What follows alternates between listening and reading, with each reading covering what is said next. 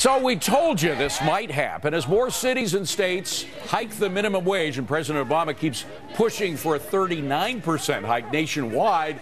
More companies are looking to replace workers with cheaper machines. McDonald's said to be testing a new mobile app that lets customers use their phone to order food. Then you pick it up with no need for a cashier. Sabrina, are these protesters pushing themselves out of a job? Yeah, I mean, this is the law of unintended consequences. Be careful what you wish for. It's so easy for big corporations like McDonald's or Walmart or others to want to see the minimum wage go up for two reasons. One, they can push out their small mom and pop competitors, right? And the second is it's easy for them to get rid of those low-paying jobs with things like Square, which is an app to transfer money, or as you suggest, we won't need cashiers. So there's all sorts of ways that this will actually help the big corporations while hurting the little ones. Well, Bruce, nobody's against progress. Progress is a good thing. If people automate in ways that make things more efficient and cheaper, that's good. But the fact is, these folks may be pushing businesses just over the edge. It wasn't affordable for them to do in the past, but when you hike the minimum wage, it is.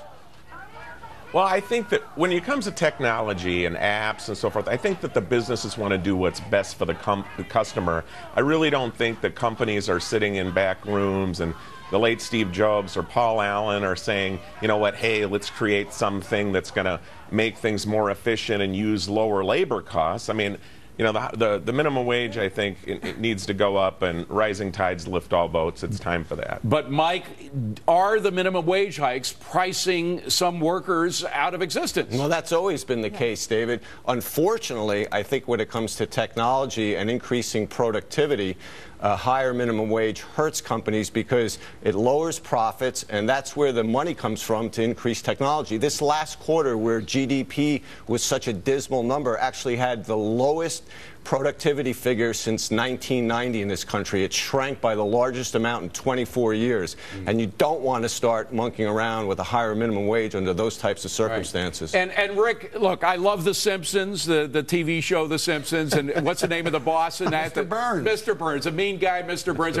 I mean, most bosses, let's face it, particularly small companies, they're not like Mr. Burns. They care about their employees. They really don't want to get rid of them, but sometimes they can't afford to keep them. There's a really simple answer to this question. No, it's called progress. Progress has been happening since time began. And if McDonald's can put in a system that makes it easier for them and their clients, it's got nothing to do with the minimum wage. And I got to say something to Sabrina. Sabrina, I got a newsflash for you. If you think that the minimum wage is going to result in large companies shutting down mom and pops, I have one word for you.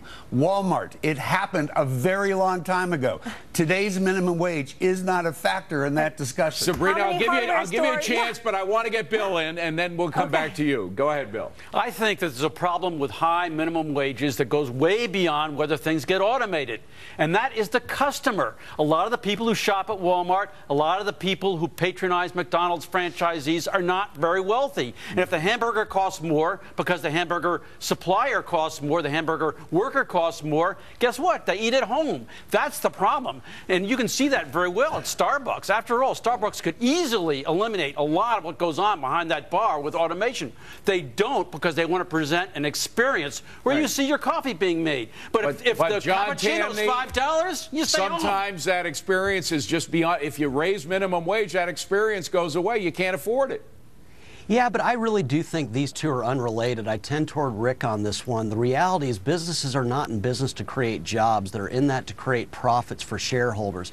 And if you look at cars, computers, the internet, they were huge job destroyers that ultimately created much better jobs because they led to profits. I think robotics and automation will be another thing that makes business even more profitable, which means they can expand and create more jobs down the line. All right, Sabrina, you can respond to Rick's Walmart comment. Go ahead. Well, first of all, there's only one hardware store left in where I live, and I think it's because of big box stores. Of course, I'm not saying that there's a problem with that. I like being able to get affordable goods and lots of different kinds of goods, but the fact is they do push out small businesses, and we have to realize that they're able to absorb these costs, these mandates differently. And to John's point, look, I'm all for progress. I'm just saying that if the government gets in the way and pushes up the minimum wage, then they are going to be these low skilled jobs are going to be lost, and it's going going to be because of government intervention, not because of progress. And Mike, that's the point, is that the protesters, the folks who are out there striking, they want to keep the workers in power, they want to pay them more money,